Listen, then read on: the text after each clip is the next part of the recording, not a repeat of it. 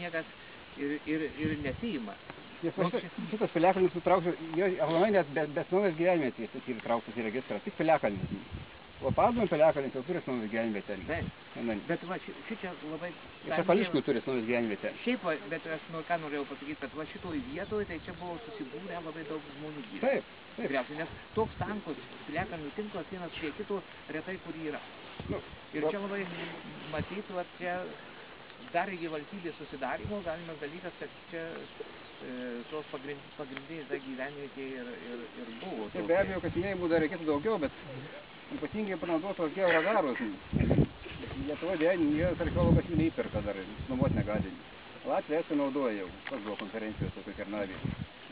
Naudoja pilnai ir pas mus tik žydų kapinės valgė Vilniuje, lietuškai ten georadarus. Tai jie ten praskanuotų ir kažką rastų.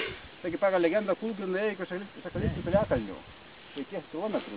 Ir aš vakar pažiūrėjau ten mūsų Lietuva rašoma apie Daukščius. Taip. Tai ten rašau, vaikai atnešdavo mokytojų į kirvukų. Taip, čia akmeninių. Ir dabar dar vaikai randa.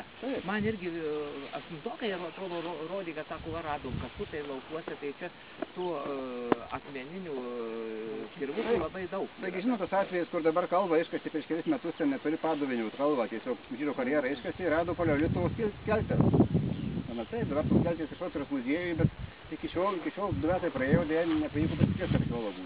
Nors mes prašėm skubos tvarka išskirtą kalbą. O aš ten 3 valandas vaikščiau, nieko neradau jau.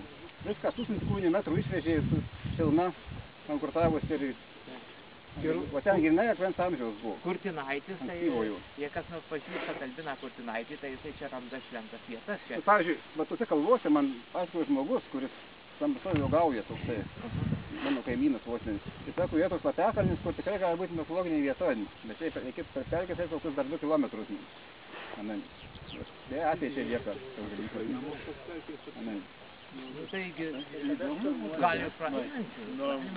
O čia radinių begalės yra aplinkų, tik reikėtų padaryti, kad čia žvalgomąją gerą ir atsirastų. Čia va ir kanalas prakesančiam. Tai ką pratėsim pasakojimą, važiuojam iki Šakališkių tada? Jo. Tai ten Nikolaičio labai jokių problemų, kertam Igliškių buvusį kolūkį ir tiesiai. O paskui išlysim į Prienų plentą ir pravažiuosim Paltą. Galima Taip, labai gražus piliakalnis.